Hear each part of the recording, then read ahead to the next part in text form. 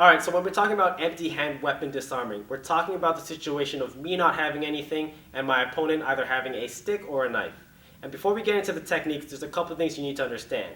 Number one, if I am empty-handed and my opponent has a stick and we're fighting at stick range, I'm probably going to lose. So a lot of the techniques that we're going to go over rely on the fact that I need to understand how to position myself, either being on the inside to jam the strike or being on the outside to pass and complete the strike. The second thing you want to know is that you can directly translate your stick techniques that go right into the disarm. All you're doing is getting closer in to translate the stick being your hand. So you can do stick techniques, or there are specifically techniques that are done empty hand against a stick. And we'll go over a couple of them just so you have an idea. For technique number one, we're going to go over what's called the vine disarm. If you haven't seen the vine disarm before, click this link up here. In our past video, we broke it down for you in the stick version. Okay, so when we're doing the vine disarm empty hand version, our hand's going to substitute. We go to the outside off of the angle 2. We continue the parry with our left hand. Instead of thrusting here, we can go for an eye jab. You don't need to. Palm comes up. I vine it around here. I'm going to step back and I'm going to hook over, reposition my hand, smack it away, pull here, and there's my disarm. Okay, from the other side, it'll look like this. I step to the outside. I go angle 2 here. I go parry with the left hand, scoop, eye jab if you're in range or if you'd like to.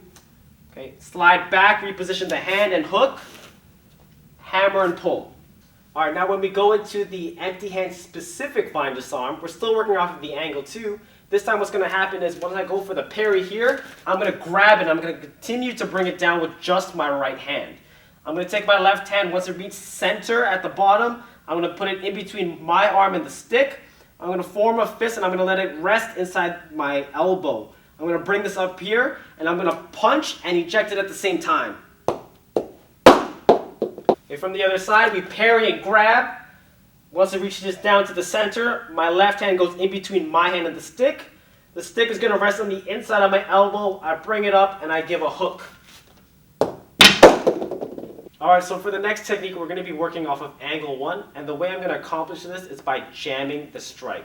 So as the angle 1 comes in here, I want to position myself where I beat the strike and I'm jamming at the shoulder. If I can get the shoulder, then I can get the elbow, and the elbow controls the wrist, and then the wrist controls the hand, and the hand controls the stick. This technique works whether there's a puño or a hooking section at the bottom, this portion right here, or if there isn't at all, it doesn't really matter. What I'm going to do is once I jam here, I'm going to twist this down and I'm going to create some space. Once it gets too tight, almost to the point where it's going to be stripped out, I take my empty hand, palm is up, and I grab it to complete the circle. Now that I have the stick, I can use it to strike and follow up however I need to. I can throw it, it really is up to me. Okay, from the other side, we're jamming on the angle 1, so I come inside here, I twist it down, I create some space, right hand palm is up, and I finish a circle.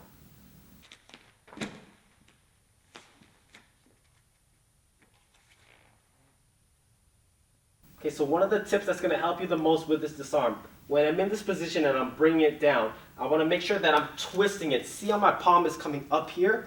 I want to try to eject the stick out as much as possible before I assist it with my right hand. When I get it as much as I can before he decides to retaliate, I take it in my right hand and I let the weight of the stick bring it over. So I want that circle to be as tight as possible between my arm and his hand. Okay, so for our last technique, we're going to be working off of the angle 2. Now, it is possible doing it on angle 1, but we're going to keep it nice and light so that we can illustrate what's really going on. This technique is going to start off with our hands in the upper area, and eventually we're going to finish the disarm with our legs. So this is the way it goes. Off of an angle 2, I parry and grab it, and I bring it down here.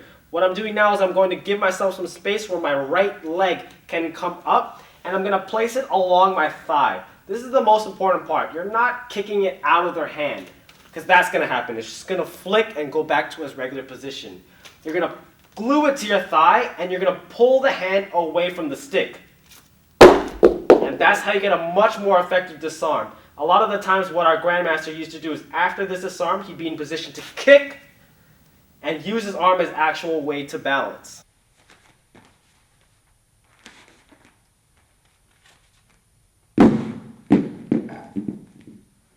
Okay, so from the other side, angle 2 comes, we parry and grab it, some space between my leg and the stick. I glue it to my thigh and I pull the hand away.